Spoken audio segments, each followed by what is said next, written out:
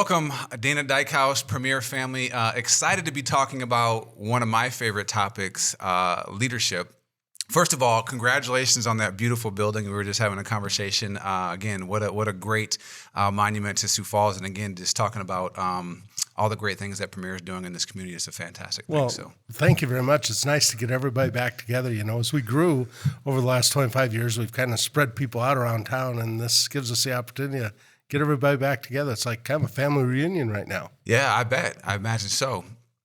So again, thank you for on behalf of Premier being the lead sponsor of this year's SME Leadership Summit, bringing the John C. Maxwell. So excited to talk about leadership and get some perspective from you. As you think about this topic, leadership, right? It's a big topic. It's very broad. How do you view leadership, and how do you view its importance in your life and your organization? You know, I've had that question a lot of times, and I think I boiled it down to really three words that are important when we think about leadership. The first one is that you have to have a vision for what you want to do, even personally, what you want to be, where you want to go, what you want your company to do. The second one is the passion. A passion for what you're doing, and so many people miss that part of it. You got to be passionate about what you're doing, and I mean, you got to be excited about it.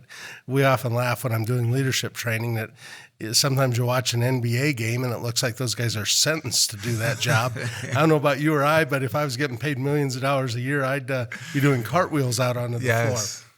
Also, we say that not everyone finds the right fit in life right away. Mm-hmm. And if you're in a job or a career that you don't like, find something else. Find something that you can be passionate about. And that's the second thing. So vision, where are you going? Be passionate about it. And then finally, you need a strategic plan. You need a plan for how you're going to do it.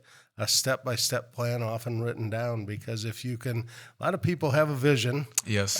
Many people are passionate about something, but they don't have a plan. They don't have that step-by-step organized course of action that they're going to take to get there. So when I think of leadership, I think of those three things: vision, passion, and having a good strategic plan, and that'll get you there. Yeah, that's really good. It's funny you say that. I was literally I'm a Lakers fan, and I'm sitting there watching the game the other night. And I said that very thing. It's like, act like you're getting paid millions of dollars. Like you want to do this. Like you want to do this. Like this is your lifelong dream since you were a kid, and now you find yourself in that role. So great thoughts on leadership. How do you attribute, or what do you think about then, how has that played a part in your success in your career in terms of investing in yourself, leadership, and how that has then transpired to the success that you've been able to experience? Well, I've been a banker my whole life. Banking is really the people business.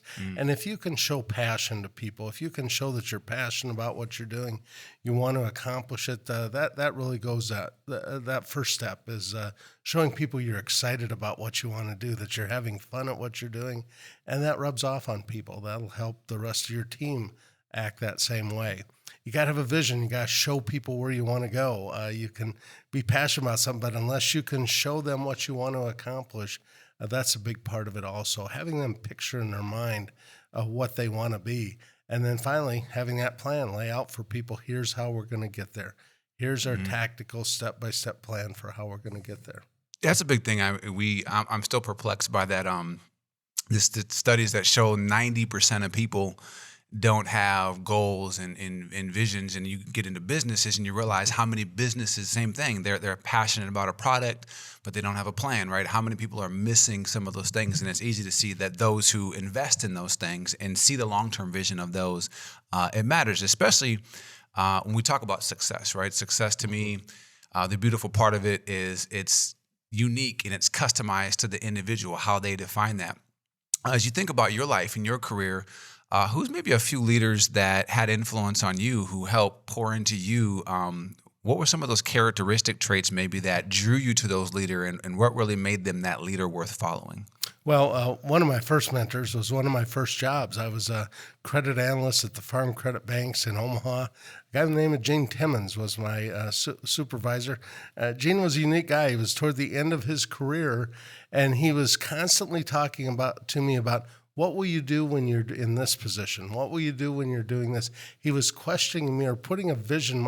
I didn't even think I could be a branch manager. I didn't think I could be a president, but he was always challenging me with those type of questions. Not just the work we're doing today, but what are you going to do in the future? That was a real plus. Another one was Gary Olsen. I came to Sioux Falls. Gary Olsen at the time was president of what's now Wells Fargo Bank, a competitor bank. I was just a junior loan officer at one of the competitors, but had volunteered for a couple of community projects, one being the United Way. And he put his arm around me and said, Dana, this is how we're going to do it. Yes. And I thought that was unique. This is a guy I really looked up to, someone who was a leader in our community, but he took the time to just a guy that worked for a different bank and junior loan officer, he put his arm around me and kind of showed me the way to get things done.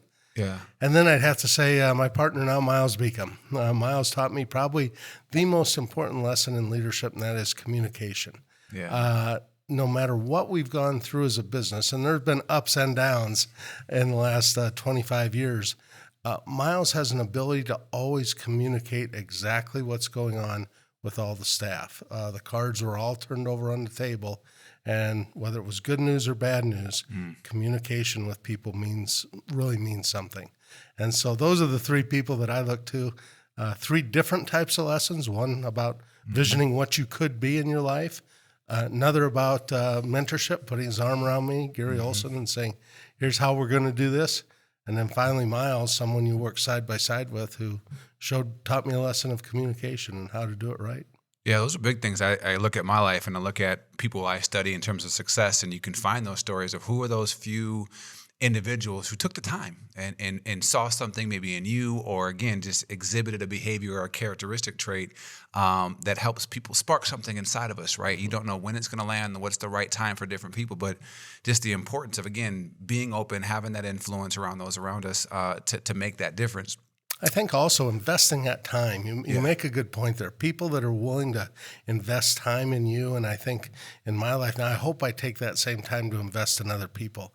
Some people are just takers. They just take from everyone, but you've got to give back your time, and if you really want to be successful, investing time in people can be very positive. Yeah, well, speaking of investing in time, right, I know a big thing to the Premier family is volunteering and giving back to the community. And, I sit on the board for SME, and we talk about when we talked about doing this event, right, this is our first inaugural leadership summit, and we just saw the value in helping to move that topic forward. And I know, volunteering and giving back to the community is a major pillar of what you guys do at Premier. Maybe share, when you think about broadening the scope and the topic and the investment into the community of a leadership summit to, again, bring this to the table in conversation, getting, 1,500 people gathered to hear, around this topic of leadership. Why do you think that's such an important thing for our community and the people that are in it to help us take us forward? Well, I think it really is. It's a unique trait that Sioux Falls has. We have leaders that are willing. We talked earlier about investing back in the community. It's one thing when I came to Sioux Falls, I was somewhat surprised, if you will, or it really opened my eyes that the leaders of community, they weren't just the leaders of their business. They weren't just the leaders of their church.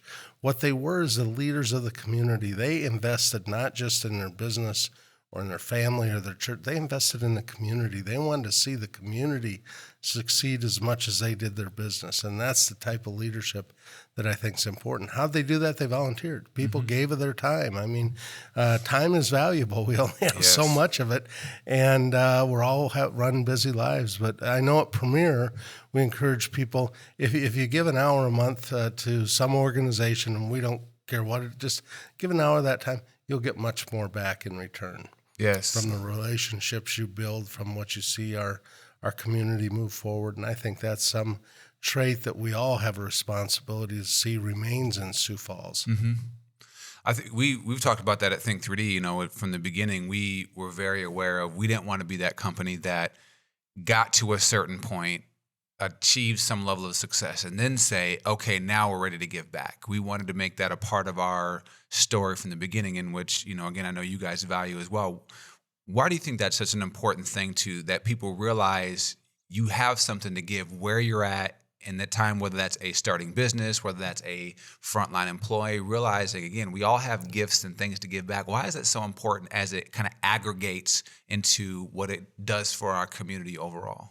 Well, I've said I've learned a lesson in life that whether it be my foundation work where we're raising money, I've never seen anyone's first gift be $1 million gift. Most everybody's first gift to an organization is $100, $50. I've never seen anyone that we honor people at Premier when they achieve 500 gallons of blood given through the blood drive. Well, it starts with that first time that you have to Hopefully do it. not that much all at once. That'd be a problem. But whatever you do, volunteers that have given thousands of hours of their time, it always starts with 1 hour. It always starts with 1 hour. So whether it be that first $100 gift or that first donation to the blood bank, that first hour of volunteering, you have to start somewhere. And I think those people that wait until, well, I'll wait until I have time, or I'll wait until I have the money to do this, that time never comes. And there's no time like today to start. Absolutely. Built into your name being Premier, for us, Premier is to go first. And you talk about how many things that you guys are setting an example for in the community, I think both in how to run a successful business. Again, you guys are extremely successful, not just in South Dakota, but again, nationwide. We like to think about, we define leadership the same way that John Maxwell does, which leadership is influence. And so when you think about influencing it, and as you guys are making the decisions, obviously goal number one, to be a successful organization so you can give back on that level. But how do you guys view influence, both within how you try to influence the culture, the people within your organization, but it also setting that example to be willing to go first, to take the risk, to set an example for the broader community, to say it is possible. It is possible to be first and to lead the way. Well, it's very cliche, but it's lead by example. You have to walk the walk. You have to talk the talk. You've got to do it both, and you've got to do it all. I'll never forget, Miles and I were asked once to come speak. And this was a pretty large business in Sioux Falls, and leaders had asked us to come talk about the Premier culture of volunteerism and giving back to the community. And so we came in, and the leaders of this company, the leadership group, met with us first in their boardroom, and they said, now, we want you to go meet with the people that are part of our volunteer team. They had a separate group of people that were their volunteer team. And we said, no, wait a minute. We thought we were here to talk to you about volunteering. Well, their attitude in that company is that was for someone else to do. That was for a designated volunteer team. And we said, you've got this all backwards. It starts with the leaders volunteering their time and stepping out and doing things in the community. And we've always felt strongly about that it's we have to take that leadership role in volunteering and giving back to the community. And that's really the key to success there. Absolutely. We talk about, leadership, is to inspire. You think of great leaders, Martin Luther King, John F. Kennedy, Winston Churchill, right? Great leaders were able to inspire, which, the Latin of that is to breathe into, right? As you think about inspiration, what inspires you and why? What are the things that kind of light you on fire? Well, I'll always remember that I heard once a group of these were professional football players, and they said all Hall of Famers, and I heard them all speak. And it's the same with all leaders. I like to read about leaders. Very few of them pictured themselves to the top of the mountain. They didn't see themselves there, but what they did was every day they got a little bit better. I remember South Dakotan Jim Langer, Pro Football Hall of Famer, Miami Dolphins. And he said, I went down to Miami and I just wanted to make the team. I didn't want to embarrass myself and be sent home from training camp. I made the team. And then after a year, I thought, well, I can be a starter. And after being starter for a couple of years, I thought, well, I can be really good at this. Yeah. And after being in the Pro Bowl for a few years, he thought, I can really, how long can I extend this career? How long can I act or perform at a real high level? And it resulted in the Hall of Fame. Now, he didn't start out coming out of a small school in South Dakota thinking, I'm going to be a Hall of Famer. Yep. And I don't think anybody thinks of themselves as that, anyone that's achieved success. But what they look at it is every single step along the way, they want to be the best at what they can do. I encourage young people all the time. I said, it has amazed me in my life. There's two kinds of people. The people that say, well, if only I could get that position or only I could get that job, then I'll be successful. And the other type of person says, this is what I'm doing today. I'm going to be the best at it. I'm going to do the best at the tasks, and I'm going to have the best attitude, and I'm going to do the best. And to those people, doors open. Yeah. Those people, doors open. Yeah, I was actually, when we got to sit in on the premiere welcome, and again, it's always fun for us to hear the story, where you guys came from, what you believe in. Again, shows the artifacts you guys have, that this isn't new for you. This isn't a flavor of the month. Like, goes back to that. But when we talk about this next generation, and we hear questions, they want it to that point. I want it tomorrow. They want it next week, because Instagram and Facebook, all this social media shows people like these 25-year-olds having things ahead of time and having that patience. There's a lot of talk when we hear this topic of leadership, that we know there's this great handoff that's going to be happening in our world with boomers retiring, etc. So there's a lot of talk about sending the elevator back down. So when you think about sending the elevator back down, what are some of those characteristic traits that you feel this next generation of leaders needs to develop, or is going to have to develop, to help lead successfully into the 21st century? Well, there's one thing, as I get to give a lot of commencement addresses, get asked to do that quite often. And one thing I share with graduating students is the concept of personal responsibility. If there's one thing that I think is missing today from society, is personal responsibility. People saying, I'm responsible for myself and my actions. Too many people, it's easy to play the blame game. It's someone else's fault. It was my background. It was my education. It was this experience, that experience, and that's why I'm not successful. Personal responsibility is the thing we all have to take. I have a example in my own life. It was a turning point in my life. I had been on a great career track. I was climbing the ladder very quickly in Lincoln, Nebraska. LaDonna and I our little son was 1 year old, and I'd actually been given too much responsibility too fast. And I really messed it up, and I was fired. Now, to go home after being fired on a career that you thought was just taking off like a rocket ship, I could have done a couple of things. I could have looked in the mirror, and there was a lot of things I could blame. The economy was bad at the time. I could say I had a lousy boss. I could say I wasn't ready for that. Why did you give me that? I could have done a lot of things. But I looked in the mirror and I made the decision. I reflectively looked at it and said, that was my fault. No one else to blame. It was my fault that I ended up being fired.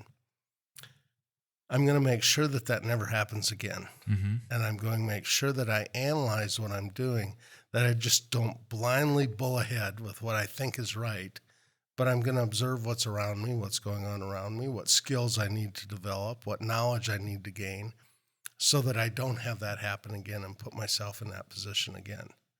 My mother, who is a very, I thought at least she would be sympathetic and blame someone else. I called her up and told her that I didn't have my job anymore, and her first words were, well, now what are you going to do?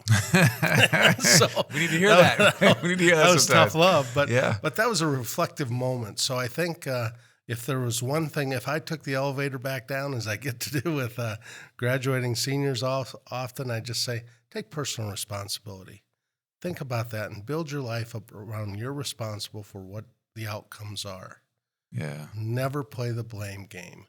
Always take personal responsibility and see how you can improve yourself. Yeah. And I love that. I mean, we talk about tough love, right? And that's where, again, it's still love. Like love, to me, if you really love somebody, you care enough to tell them the truth. And there's a lot of folks that need to be told the truth, but in our nicey nice or don't want to offend anybody world, that conversation needs to come to the forefront. When we think about just, again, our city's growing, a lot of things great happening in South Dakota, but specifically here in Sioux Falls. What are maybe a few challenges that you see on the horizon for our community, right? When we think about, again, so much is happening, good things are happening in our community, but when we talk about the broader business community or just the community in general, what are a few of the challenges maybe you see that leadership or just collectively we need to kind of look at and tackle?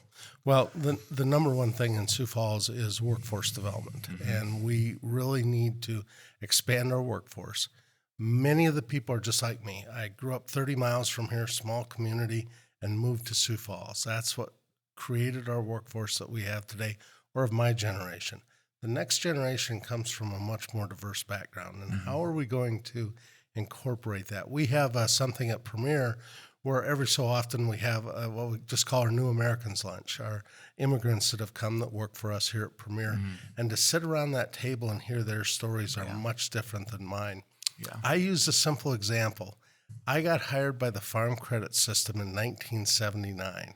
They hired at that time, we hired 179 white males. I think we were all Lutherans. when you put that kind of group together, and I just think about that, how different it is today. When I look at the people we hire at Premier and the backgrounds that they come from, it's a much different world, and so we have to be responsive to the needs. Yeah. We have to be understanding of the experience, but yet we have to put that team together that's going to provide the service that our customers want. Yes. And so it's a much different challenge than we had years ago. I think that's all of Sioux Falls. That's not just Premier. That's what our community is going to look like. That creates some great opportunity. I've said before, there's never, I don't think I've had a unique idea in my life. I've gained information and learned to glean it from people around me. Well, if you bring people from different experiences, different backgrounds together, guess what? You're going to have a much more broader view, much more enlightened opportunity to look at things differently, and how can we make it better for our customers and for our staff. Yeah, that's a big thing. I mean, I think we look at the school system right now, we got 40% diversity. And for a lot of organizations, I think that challenging question is like, that's the future of your customer base, you know? Oh, that's exactly right.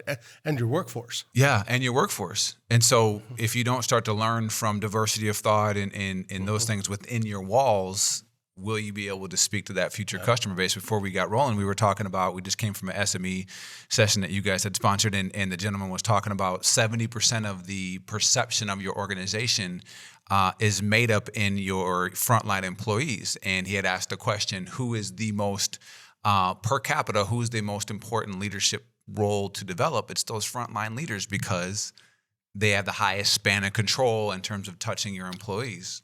I tell we have a teller time twice a year with all of our tellers that I get to visit with them about customer service stories and various things. And I say, look, if I have a really good year, I can interact with about 200 of our customers a year.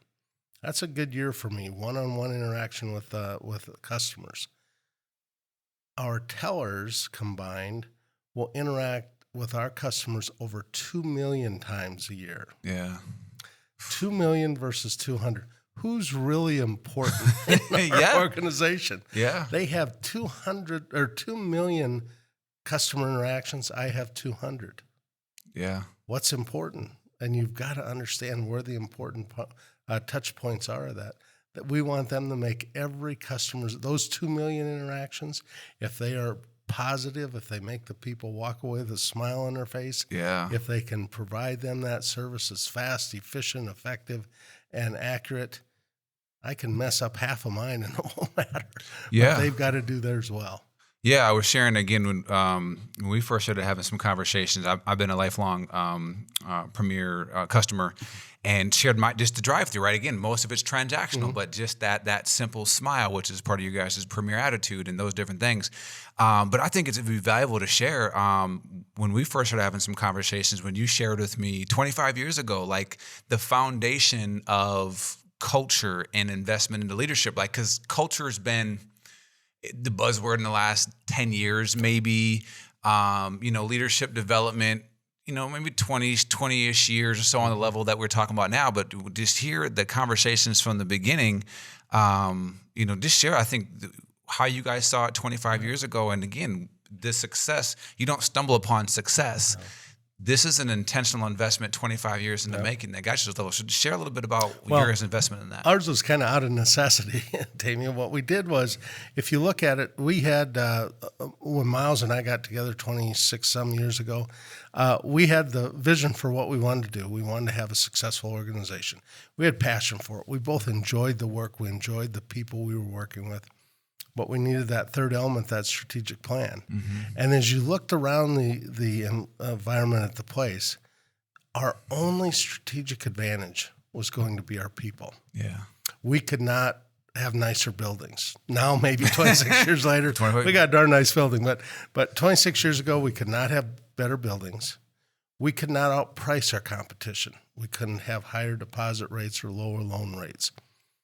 We couldn't have better technology. We couldn't afford it. We couldn't be in that leading edge. We couldn't out-advertise our competition because as a small bank, we couldn't spread that out over a big network when you develop an ad. So if you looked at tactically, what could we do as a strategic plan? The only thing we could do better than others was have a great culture, have great people, focus on those people, and do everything we could to establish our culture. So that's what we set about doing. That was our strategic plan, making our number one strategic advantage our people and our culture, and that's helped build our bank. Yeah, and I think too, to that point, you know, I think it speaks a lot to, obviously you guys have success to stand on. And again, the artifacts of what you guys have achieved as a business, giving back philanthropically in our community, all those things are huge. As you guys, and again, you could easily kept riding the wave of where you're going. As you look back and you talk about legacy and you talk about those different things, as you saw the next 25 years, and as we've been engaged in some conversations, again, we're excited to be partnering with you guys on some leadership development things. Share again, what is that torch that you're looking to pass off? How are you going to, why was that important when you could have easily just saying, we're on a path, why change things up, let's keep being successful, but you're mindful of evolving how your organization goes into the 21st century successfully? Well, I think it's what we just had talked about earlier. Our community's changing. Mm-hmm. Now, businesses aren't changing. We're still an agricultural state. We still have a Smithfield Packing. We're a big retail center. So that part of our community, we have a number of manufacturers, but the makeup of the people in our community is changing. And what their vision of success, what their goals are, what they want to accomplish is different. And so for that reason, we have to change. A bank reflects its community. Always has, always will. We're in the business of transacting money, of helping people achieve their dreams through our lending and our advice and investing. But we reflect our community. As our community changes, we have to change also.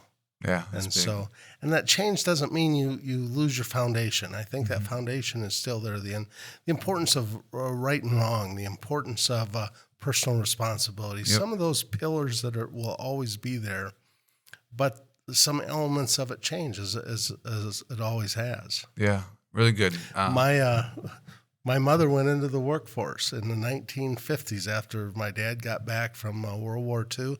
My mother was one of a few people in a small town. She was a CPA, and my dad was a CPA in his firm. Very few people in her era worked outside the home. It was a change. It was much different. And so I think that not unlike my parents went through a changing environment and a changing world, my kids will also. Yep. My kids will also. Yeah, really good. So last question again, John Maxwell. I've been a fan for. He probably has the biggest influence on my life as a leader over the last 15 years or so. I've seen him number of times virtually, but he's going to be live in person in Sioux Falls.